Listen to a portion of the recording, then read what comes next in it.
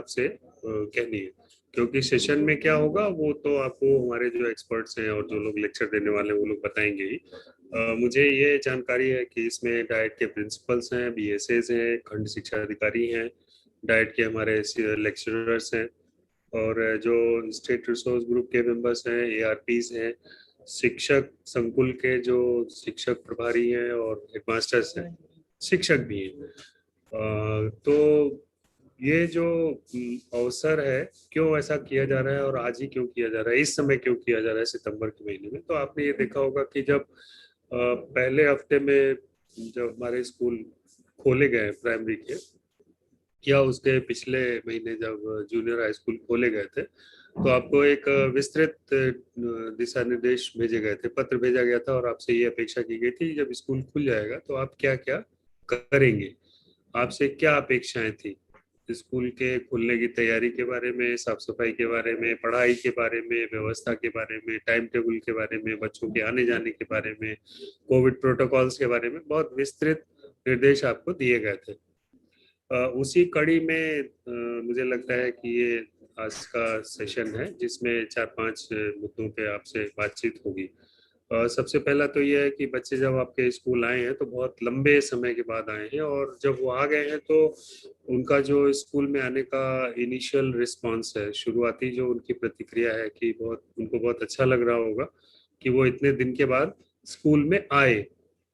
School में आए हैं तो वो क्या करेंगे, क्या करने के लिए आपको दो तीन चीजें दी गई है। एक तो पहला काम आपको ये करना होगा कि आप उनका जल्दी से क्विकली असेसमेंट कर ले।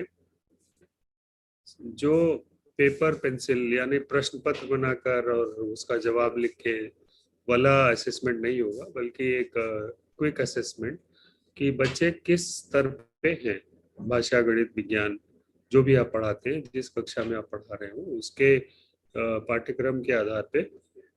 क्योंकि आज जो बच्चे कक्षा 5 में होंगे, जब स्कूल खुले थे पिछली बार, तो वो तीसरे के आखिर में रहे होंगे या चौथी क्लास के शुरुआत में रहे होंगे।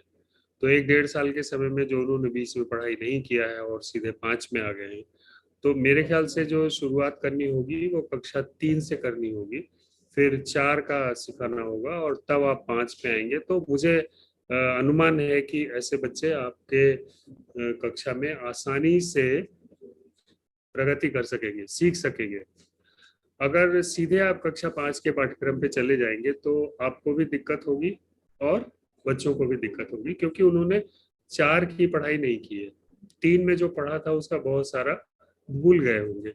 तो रेमेडिएशन एक शब्द आप प्राय सुनते रहते हैं। रेमेडिएशन का मतलब यही है कि जो कठिनाई आ गई है, जो दिक्कत आ गई है, सीखने के स्तर में जो कमी हो गई है, जो लॉस हो गया है, जो भूल गए हैं, उसको आप पहले दुरुस्त करिए। दुरुस्त करने के लिए आपको सामग्री दी गई है, एक पैकेज दिया गया है, रेमेडिएशन का एक पूरा पैकेज है, उसको आप एक बार फिर से देख लीजिए। और उसमें जो सामग्री है, रणनीति है, कहानी, कविता, पाठ जो भी दिया गया है उसका इस्तेमाल करिए, और अपने विवेक से, अपने विजडम से, अपने अनुभव से और भी सामग्री का इस्तेमाल आप कर सकते हैं।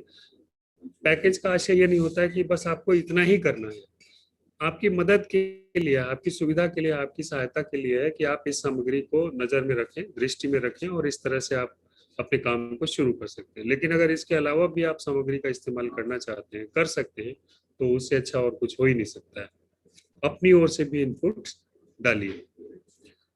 जो दूसरा फोकस एरिया है वो ये है कि कोविड प्रोटोकॉल्स का पालन हो, बच्चों से संबंध, अंतरंगता, जो एक संपर्क रहता है शिक्षक का, बहुत ही घनिष्ठ, जो एक इंटरपर्सनल रिलेशनशिप होती है बच्चे शिक्षक में और शिक्षक बच्चों में, जो विश्वास रखते हैं, जो एक विश्वास का पूरा वातावरण रहता है, तो उसके जो हिस्से हैं, उसकी जो बातें हैं, वो आप पालन करिए, उसको आप कायम रखिए, लेकिन कोविड प्रोटोकॉल्स का ध्यान में रखते हुए। ठीक है। जो पढ़ाई का तौर तरीका है, वो मैं बार बार आपसे ये कहूँगा कि अगर आप इस अवधारणा पर हैं, इस विश्वास से आप काम करना शुरू करेंगे कि ये तो कक्षा 5 के बच्चे हैं, कक्षा 5 की किताब में ये चीजें दी हुई है और हमको यही पढ़ाना लिखाना है, तो फिर आपको बहुत समस्या होगी। क्यों? क्योंकि बच्चे रिस्पॉन्ड नहीं करेंगे। रिस्पॉन्ड नहीं करेंगे तो आपको पढ़ाने में मजा नहीं आएगा, आनंद नहीं आएगा। अगर आपको पढ़ाने में आनंद नहीं आएगा तो बच्चों बिल्कुल नहीं सीख पाएंगे। बच्चे अगर सीखेंगे नहीं तो उनको आनंद नहीं आएगा, फिर धीरे धीरे वो निराश हो जाते हैं, कक्षा से दूर हो जाते हैं। कक्षा की जो स्पीड है, गति है, उससे वो अपना तालमेल नहीं बिठा पाते हैं। तो मैं आपसे कहूंगा कि कोशिश करिए कि सभी बच्चे कक्षा में इन्वॉल्व रहे, मौजूद रहे, फिजिकली नहीं, दिमाग से। राइट? तो जो कोर्सेज हैं दीक्षा पे, उसको आप देख लीजिए। जो सामग्री है दीक्षा पे, उसको देख लीजिए। उसको देखने से आपको बहुत सारी मदद मिलेगी, वीडियो में, ऑडियो में। अगर आप देखेंगे तो आपको उस कक्षा में इस्तेमाल करने में आसानी होगी। जो